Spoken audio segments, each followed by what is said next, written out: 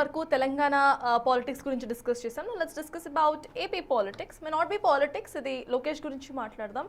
AI quantum ఎంత ముఖ్యమో మానవీయ సంబంధాలు కూడా అంతే ముఖ్యం అంటున్నారు ఏపీ మంత్రి నారా లోకేష్. రాజకీయంగా సిద్ధాంతాలు ఎంత అవసరమో నేతలతో హ్యూమన్ టచ్ కూడా అంతే అవసరమని చెప్తున్నారు ఆయన. ఈ విషయం ప్రధానమంత్రి నరేంద్ర మోదీ నుంచి నేర్చుకున్నాను అని అంటున్నారు ఆయన. ఏఐ క్వాంటమ్ బాబు గారు చూసుకుంటే తాను మాత్రం మానవీయ సంబంధాలు చూసుకుంటారని చెబుతున్నారు. చెప్పినట్టుగానే రోజుకో ప్రాంత నేతలతో మాటామంతి సైతం ఆయన చేస్తున్నారు, విందు కూడా ఇస్తున్నారు. ఇందుకే లోకేష్లో ఈ హ్యూమన్ టచ్ అనే యాంగిల్ అసలు ఇప్పుడు ఎందుకు గుర్తొచ్చింది, ఈ ఆత్మీయ సమావేశాల అంతరార్థం ఏంటి అనేది let's talk with sir and discuss. Sir, mostly ఇక్కడ చూస్తే లోకేష్ మోదీని ఫాలో అవుతాను, ఏఐ అండ్ క్వాంటమ్స్ అవన్నీ కూడా చంద్రబాబు చూసుకుంటారు, ఈ హ్యూమన్ టచ్ అనే ఒక యాంగిల్ని ఆయన తెర మీదకి తీసుకురావటం, ఆ తర్వాత రీసెంట్గా ఆయన మాటామంతి కూడా చేశారు. సో ఈ మొత్తం యాంగిల్ని ఎలా చూడాలంటారు? అండ్ ప్రధానమంత్రి మోదీని ఫాలో అవుతా అనటాన్ని ఎలా చూడాలంటారు? అంటే ఫ్యూచర్లో కూడా బీజేపీతో సత్సంబంధాలని ఇట్లానే మెయింటైన్ చేయాలి అనే కోణంలో ఈ కమెంట్స్ చేస్తున్నారు అనుకోవచ్చా? అంటే బటర్ఫ్లయింగ్ ద కమెంట్స్ అని అనుకోవచ్చా మనం? Hello, audible? So yes, this is technical glitch. మొత్తానికి ఇంకొకసారి చూద్దాము. రీసెంట్గా మనం చూసాం ఏఐ క్వాంటమ్స్ ఎంత ముఖ్యమో మానవీయ సంబంధాలు కూడా అంతే ముఖ్యం అంటున్నారు ఏపీ మంత్రి నారా లోకేష్. రాజకీయంగా సిద్ధాంతాలు ఎంత అవసరమో ఒక హ్యూమన్ టచ్ అనే యాంగిల్ కూడా అంతే అవసరము. సో ప్రతి ఒక్క మంత్రి ప్రతి ఒక్క నేతతో మాట్లాడాలి అంటూ కూడా నారా లోకేష్ రీసెంట్గా ఒక కొత్త స్టేట్మెంట్ను పాస్ చేశారు. అండ్ దాన్ని ఫాలో అవుతున్న సిచ్యువేషన్స్ కూడా మనం చూస్తున్నాం. రీసెంట్గా కూడా ఆయన మాటామంతి చేశారు. అనంతరం కూడా అయ్యన్న పాత్రుడు మీడియాతో మాట్లాడుతూ కూడా లోకేష్ అలా ఆత్మీయంగా పలకరించారు. అండ్ లోపల జరిగిన సన్నివేశాల గురించి కూడా ఆయన మాట్లాడుతూ చెప్పుకొచ్చిన పరిస్థితి మనం ఇవాళ చూసాం. సో మాటామంతిలో నేతలు ఎవరైతే ఉన్నారో వాళ్ళంతా కూడా వాళ్ళ కుటుంబాలతో డైరెక్ట్గా కూడా వచ్చి భోజనంలో పాల్గొంటూ ఉంటారు. వాళ్ళంతా కూడా అక్కడ మాట్లాడుకుంటారు. అండ్ నేతలకు సంబంధించిన ఏవైతే ప్రాబ్లమ్స్ ఉన్నాయో వాటిని సైతం నారా లోకేష్ డైరెక్ట్గా తెలుసుకుంటున్నట్టు తెలుస్తోంది. అనంతరం కూడా వాళ్ళకి సంబంధించిన ప్రాబ్లమ్స్ని సాల్వ్ చేసే దిశగా సైతం నారా లోకేష్ చర్యలను తీసుకునే దిశగా ఈ యొక్క ప్రోగ్రామ్ని ఆయన డిజైన్ చేశారు.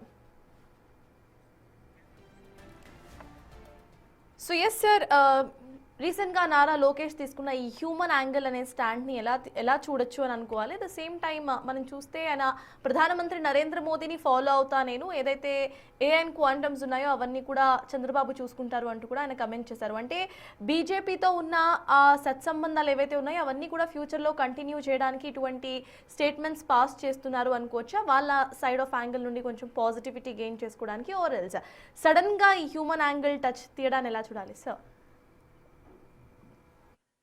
ప్రతి కోడిగుడ్డు మీద ఈకలు పీకద్దండి. ఎప్పుడైనా ప్రధాన్ని ఒకదానికోటి లింక్ చేసి బోడగుండకు పోక చెక్కకు లింక్ చేస్తే ఎట్లా చెప్పు. సో ఏదో జనరల్గా అని అంటాడు, నేను మోడీ నుంచి ఇది నేర్చుకుంటున్నానంటే దాన్ని బట్టి చంద్రబాబు నుంచి నేర్చుకోవడం లేదా ఒక మోడీ నుంచి నేర్చుకుంటున్నాడా అంటే అది అలా మన లాజిక్లో తీయలేం కదా. లేదు మోడీ నుంచి నేర్చుకుంటున్నామంటే అర్థం బీజేపీతో సన్నిహితం కాదు, బీజేపీతో కొత్తగా సన్నిహితం పడింది, ఆల్రెడీ సన్నిహితంగా ఉన్నారు కదా. అందువల్ల ప్రతిదానికి మనకు విపరీత అర్థాలు తీయకూడదు. ఫండమెంటల్ పాయింట్ ఏంటంటే తెలుగుదేశం పార్టీ కార్యకర్తల బలం ఉన్న పార్టీ.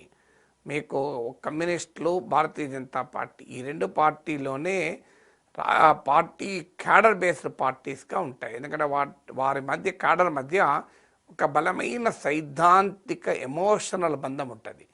సో మీకు బీజేపీలో కార్యకర్తలు అంటే అది ఆర్ఎస్ఎస్ నేపథ్యం ఉన్న వాళ్ళు ఉంటారు ఎక్కువ మంది. సో దాని నేపథ్యం వాళ్ళు అంటే విద్యార్థి దశ నుంచి మొదలై ఆ పార్టీలో ఉన్న వాళ్ళు ఎక్కువ మంది ఉంటారు. కమ్యూనిస్టులు కూడా అదే రకమైన స్వభావం ఉంటుంది.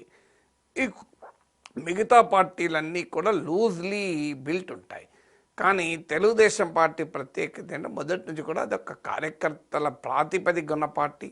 ప్రతి గ్రామంలో ఎన్ని నిర్బంధాలనైనా, ఎన్ని దాడులనైనా, ఎన్ని సవాళ్ళనైనా ఎదుర్కొని పార్టీ జెండా పట్టుకునే కార్యకర్తలు, నాయకులు ఉంటారు. That's the beauty of Telugu Desam party.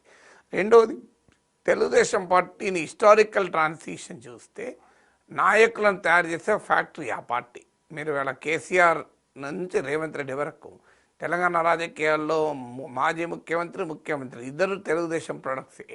మీరు గమనిస్తే మీరు కాంగ్రెస్ పార్టీలో ఇప్పుడు మంత్రులుగా ఉన్నవారు మీకు తెలుగుదేశం నేపథ్యం ఉన్న వాళ్ళు ఉన్నారు, సీతక్క ఇలాంటి వాళ్ళు మీకు అలాగే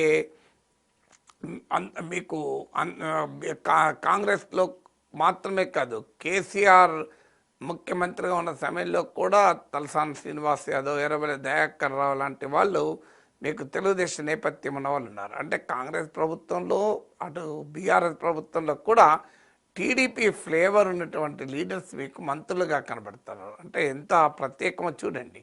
టీడీపీ ఏ రకంగా నాయకుల్ని తయారు చేసే ఫ్యాక్టరీగా ఉంటుంది.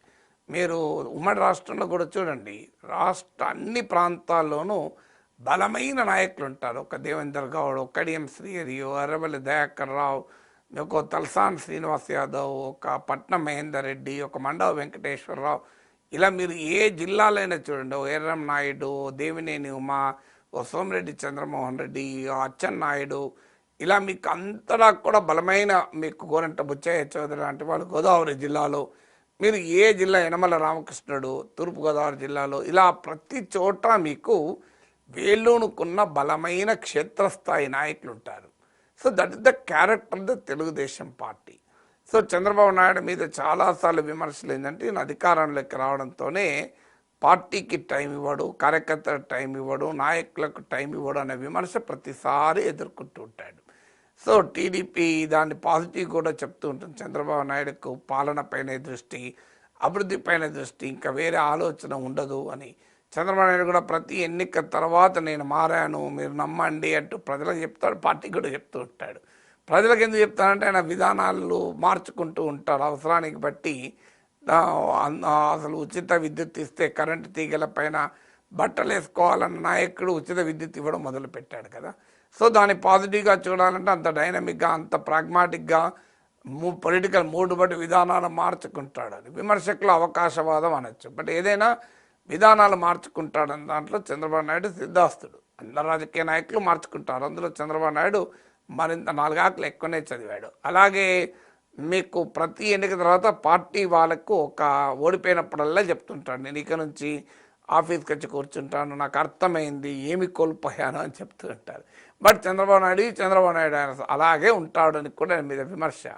సో ఆ గ్యాప్ ఉంది. అంటే లీడర్షిప్కు కార్యకర్తలకు ఒకవైపు పార్టీ స్వభావమే కార్యకర్తల బేస్ ఉన్న పార్టీ, కానీ లీడర్షిప్ అనేది ఆ స్థాయిలో కేంద్రీకరించడం లేదు అనే భావన కూడా ఉంది.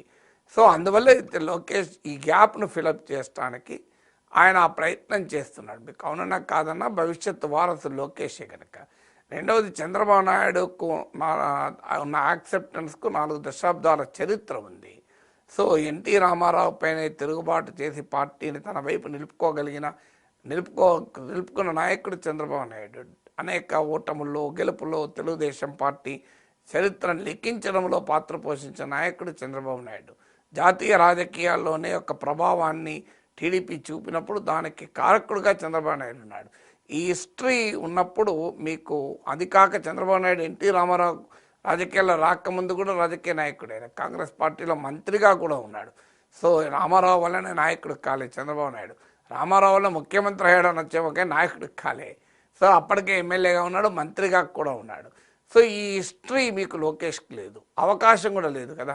చంద్రబాబు నాయుడు పుట్టిన జనరేషన్ లోకేష్ అప్పటికే ముఖ్యమంత్రిగా ఫాదర్ ఉన్న అడ్వాంటేజ్ ఉన్న సమయంలో కదా. సో అందువల్ల మీకు ఆ లోకేష్కు గ్రేటర్ యాక్సెప్టబిలిటీ పార్టీలో రావటానికి కూడా ఇట్ టేక్స్ టైం. అందువల్ల మీకు ప్రతిపక్షంలో ఉన్న 5 ఏళ్ళు కొంత అవకాశాన్ని ఇచ్చింది.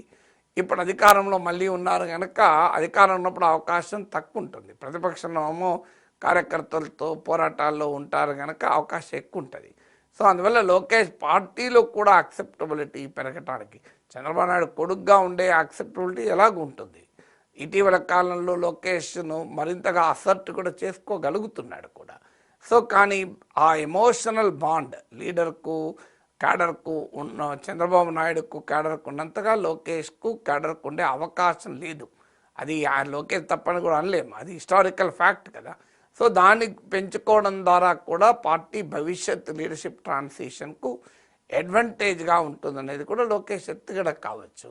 సో అందువల్ల కారణాలు ఏదైనా హ్యూమన్ టచ్ లోకేష్ అన్న నిజం, పార్టీలోనే కాదు, దేంట్లోనే ఈవెన్ కార్పొరేట్ రంగంలో కూడా హ్యూమన్ టచ్ ఉండాలి అంటాం మనం.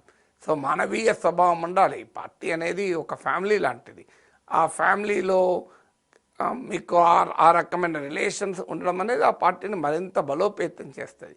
కేవలం రాజకీయంగానే కాదు, ఎమోషనల్గా కూడా పార్టీ యునైటెడ్గా కనెక్ట్గా ఉండాలి కదా. సో అందువల్ల డెఫినెట్గా హ్యూమన్ టచ్ ఉండాల్సిందే. అసలు పార్టీలోనే కాదు, రాజకీయాల్లోనే హ్యూమన్ టచ్ ఉండాలి. అన్ఫార్చునేట్లీ ఆంధ్రప్రదేశ్లో హ్యూమన్ టచ్ కాదు, ఇన్హ్యూమన్ టచ్ ఉన్నది. అమానవీయమైన అమానుషమైన సంబంధాలు రాజకీయాల్లో ఉన్నాయి.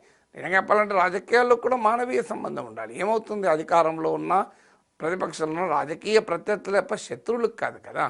సో ఒకరినొకరు శత్రువులుగా చూసుకునేయాల్సిన అవసరం లేదు. కానీ రాజకీయాల్లో మానవీయ విలువలు అంతరించిపోతున్నాయి కదా. సో అందువల్ల కనీసం పార్టీలోనైనా మానవీయ విలువలు ఉంటే మంచిదే కదా.